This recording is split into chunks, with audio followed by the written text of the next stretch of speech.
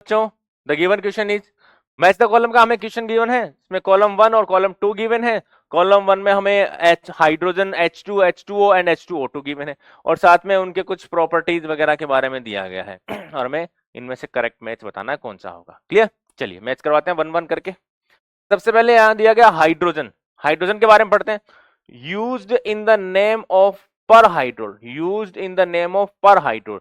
दोस्तों H2O2 जो होता है इसको हम बोलते हैं पर हाइड्रोल,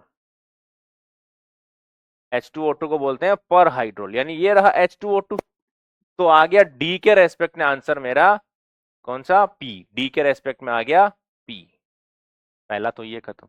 दूसरे पे पढ़ते हैं, can be reduced to di hydrogen by NaH, can be reduced to di hydrogen by NaH, यानी NaH की हेल्प से इनमें से कौन सा ऐसा है जो कि H2 गैस प्रोड्यूस करेगा।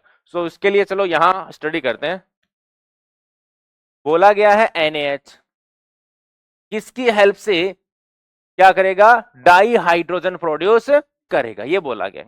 दोस्तों सोडियम हाइड्राइड या फिर सोल्ट लाइक हाइड्राइड या एस ब्लॉक की मेटल हाइड्राइड को अगर आप वाटर में डिसोल्व करते हैं तो वाटर में डिसोल्व यानी वाटर डिसोल्व करने से क्या होता है, हाइड्रोलिसिस प्रोसेस होती है। तो इसको आप देख सकते हैं Na+H-, ठीक है, Na+H- लिखा, सिंपल से समझने के लिए H और OH लिख देता हूं, तो H पे आएगा प्लस और OH पे आ गया माइनस। तो आप यहां से समझ सकते हैं H+H-, ये तो बन गया H2 और Na+ और OH-, यहां से बन गया हमारे पास NaOH। तो यहां हमारे पास H2 बन रहा है, तो NaH किसके साथ रिएक्शन करे कि H2 बन जाए, तो हमारे पास क्या हो गया, वाटर, H2O हो गया, H2O ये रहा। So can be reduced to di hydrogen, यहां पर भी देखना, can be reduced to di hydrogen by NaH, ठीक है। देखो भाई, can be reduced to di hydrogen, clear, देखना यहां हाइड्रोजन जो है +1 में है, आप H2O लिखते हैं, ऑक्सीजन -2 में होता है और हाइड्रोजन दोनों के दोनों +1 में होते हैं। यहां माइनस लिखा है, इसका मतलब ये नहीं है कि हाइड्रोजन -1 में है, OH पूरा जो है वो माइनस में होता है, तो OH माइनस में है तो हाइड्रोजन +1 में है। तो यहां दोनों हाइड्रोजन जो है +1 ऑक्सीडेशन स्टेट में है और ये +1 से कहां चला गया, 0 ऑक्सीडेशन स्टेट में, यानी हाइड्रोजन का क्या हो गया यहां पर दोस्तों, रिडक्शन हो गया, यानी रिड्यूस्ड टू डाई हाइड्रोजन। तो डाई हाइड्रोजन में रिड्यूस हो गया और H2 बन गया।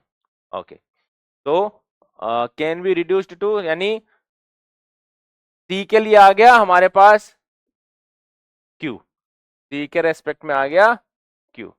नेक्स्ट पढ़ते हैं, can be used in hydro formulation of olefin, can be used in hydro formulation of olefin, है ना।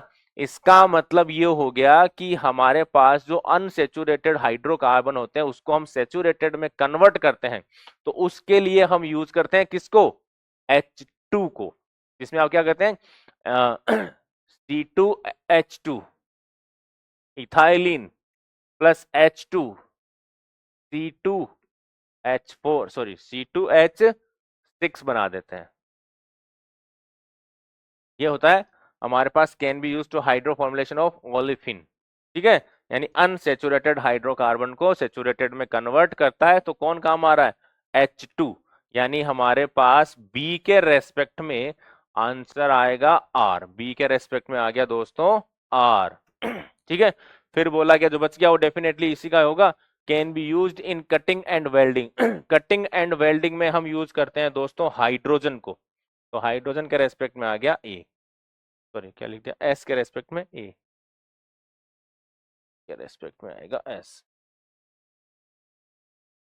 ये लो भैया, ये हमारे पास रहेगा इस क्वेश्चन के रिगार्डिंग करेक्ट मैच। क्लियर, तो अब चेक करते हैं ए में एस दिया गया है, तो ए में एस इन दोनों में दिया गया है, ठीक है।